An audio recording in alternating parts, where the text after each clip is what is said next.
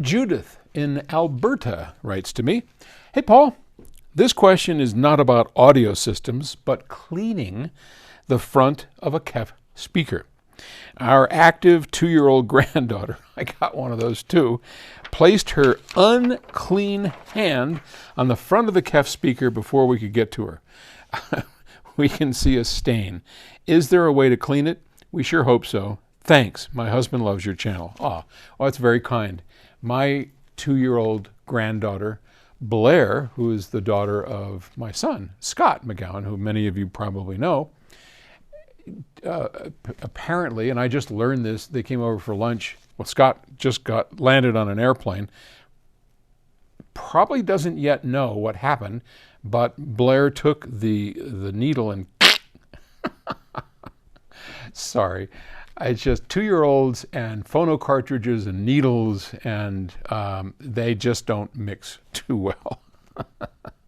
She'll grow up to be an audiophile and she'll know. But I have a pair of KEFs, they're actually Terry's at home, the LS50s, and we have had similar handprints from our little youngsters that come by to visit.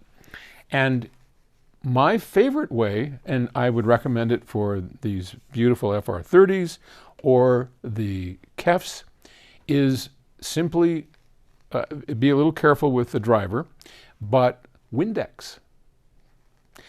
I routinely use window cleaner and a soft rag to clean off any goos. I mean, if it's really bad, you can use Goo Gone, but I would absolutely recommend Windex or any kind of good glass cleaner. It has a little bit of ammonia in it and won't hurt the surface. We have, well, in our products, you know, we have a painted glass top. It's this really beautiful, shiny, painted surface on the top of it. And people say, oh my God, you know, what do I use to clean that? Glass cleaner. It's easy. You spray it on, you wipe it clean, you do it again, and you can do it 5 or 6 times until those grimy paw prints come off of there, and you'll be fine. So good luck with that.